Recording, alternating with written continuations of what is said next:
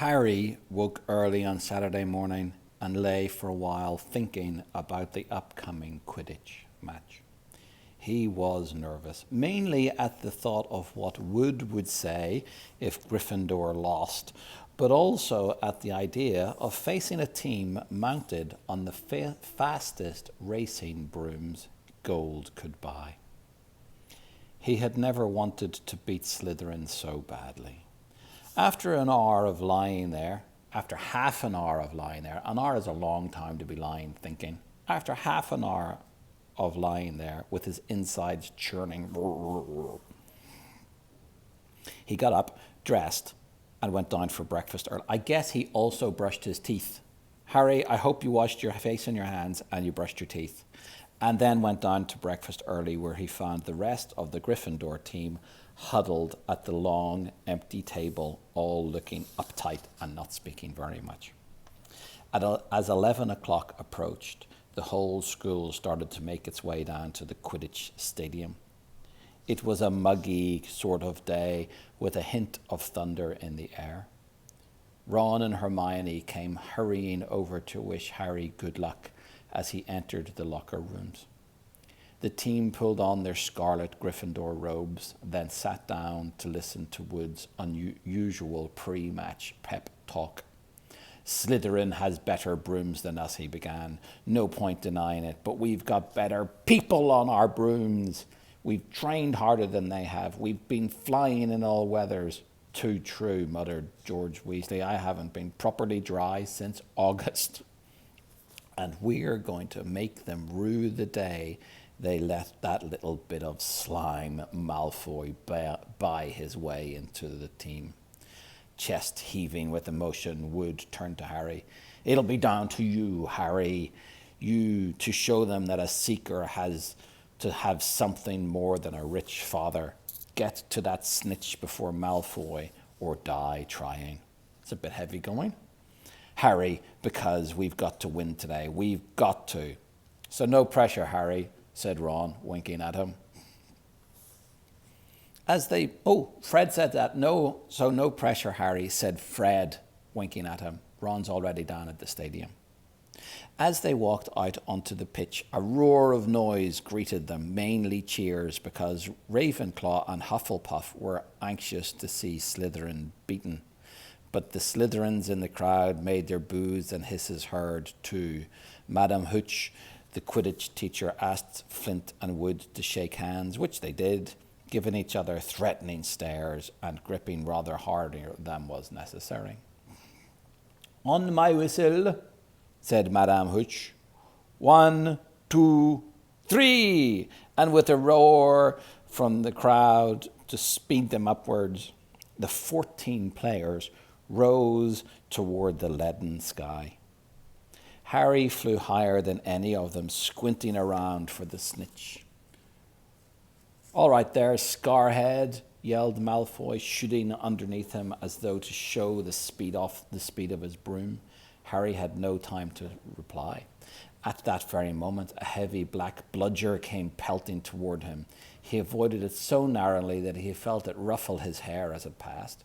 Close one, Harry, said George, streaking past him with his club in hand, ready to knock the bludger back toward a Slytherin.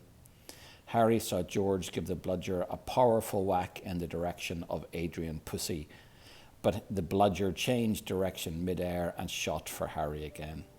Harry dropped quickly to avoid it, and George managed to hit it hard towards Malfoy.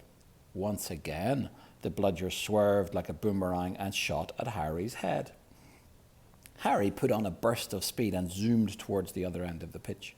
He could hear the bludger whistling along behind him. What was going on? Bludgers never concentrated on one player like this. It was their job to try to unseat as many people as possible. Fred Weasley was waiting for the bludger at the other end. Harry ducked as Fred swung at the bludger with all his might. The bludger was knocked off course. Gotcha, Fred yelled happily, but he was wrong. As though it was magnetically attracted to Harry, the bludger pelted after him once more, and Harry was forced to fly at full speed. It had started to rain. Harry felt heavy drops fall on his face, splattering onto his glasses. He didn't have a clue what was going on in the rest of the game until he heard Lee Jordan, who was commentating, say, "Slytherin lead 60 points to 0. The Slytherin's superior brooms were clearly doing their jobs, and meanwhile the mad bludger was doing all it could to knock Harry out of the air. Fred and George were now flying so close to him on either side that Harry could see nothing at all except their flailing arms and had no chance to look for the snitch, let alone catch it. "Someone's tampered with this bludger," Fred grunted, swinging his bat with all his might as it launched a new attack on Harry. "We need time out," said George, trying to signal to Wood and stop the bludger, breaking Harry's nose at the same time. Wood had obviously got the message. Madame Hooch's whistle rang out, and Fred, Harry, and George dived for the ground, still trying to avoid the mad bludger. "What's going on?" said Wood as the Gryffindor team huddled together, while Slytherins in the crowd jeered. "We're being flattened. Fred, George, where have you been when that bludger stopped Angelina scoring? We were 20 feet above her, stopping the other bludger from murdering Harry, Oliver," said George angrily. "Someone's fixed it. It won't leave Harry alone. It hasn't gone for anyone else all game. The Slytherins must have done something to it." "But the bludgers have been locked in Madame Hooch's office since our last practice, and there was nothing wrong with them then," said Wood anxiously.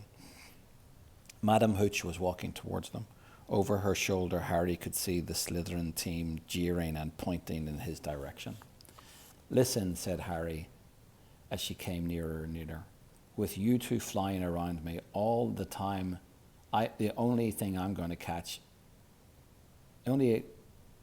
way I'm going to catch the snitch is if it flies up my sleeve. Go back to the rest of the team and let me deal with the rogue one." "Don't be thick," said Fred. "It'll tick your head off." Wood was looking from Harry to the Weasleys. "Oliver, this is insane," said Alicia Spinnet angrily. "You can't let Harry deal with that thing on his own. Let's ask for an inquiry."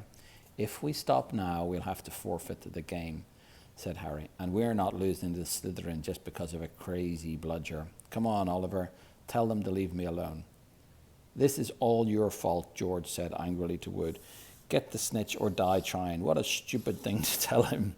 It was a bit daft. Madame Hooch had joined them. "Ready to resume play?" she asked Wood. Wood looked a determined look on Harry's face. "All right," he said. "Fred, George, you heard Harry. Leave him alone. Let him deal with the bludger on his own." The rain was falling more heavily now. On Madame Hooch's whistle, Harry kicked hard into the air and heard the telltale whoosh of the bludger behind him. Higher and higher Harry climbed. He looped and swooped, spiraled and zigzagged and rolled. Slightly dizzy, he nevertheless kept his eyes wide open. Rain was speckling his glasses and ran up his nostrils as he hung upside down, avoiding another fierce dive from the bludger. He could hear laughter from the crowd. He knew he must look very stupid, but the rogue bludger was heavy and couldn't change direction as quickly as Harry could.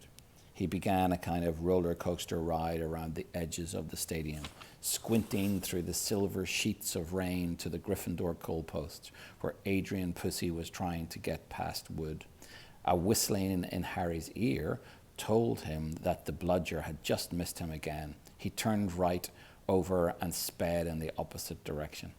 "Training for the ballet, Potter," yelled Malfoy as Harry was forced to do a stupid kind of twirl in midair to dodge the bludger, and he fled, the bludger trailing a few feet behind him. And then, glaring back at Malfoy in hatred, he saw it, the golden snitch. It was hovering inches above Malfoy's left ear, and Malfoy, busy laughing at Harry, hadn't noticed it. For an agonizing moment, Harry hung in midair, not daring to speed towards Malfoy in case he looked up and saw the snitch. Wham! He had stayed still for too long.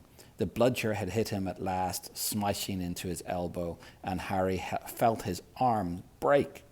Dimly dazed by the searing pain in his arm, he slid sideways on his rain-drenched broom, one knee still crooked over it, his right arm dangling useless at its side.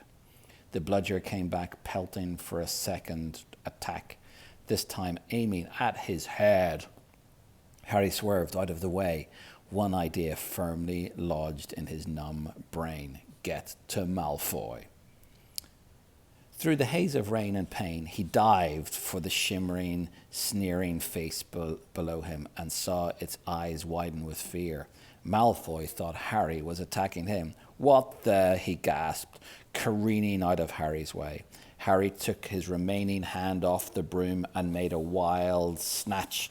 He felt his fingers close on the cold snitch, but was now only gripping the broom with his legs, and there was a yell from the crowd below as he headed straight for the ground, trying not to pass out. With a splattered thud, he hit the mud and rolled off his broom. His arm was dangling at a very strange angle. He was sore. He heard, as though from the distance, a good deal of whistling and shouting. He focused on the snitch and clutched in his good hand. "Ah," he said vaguely, "we've won." And then he fainted. We will find out more tomorrow. Good night.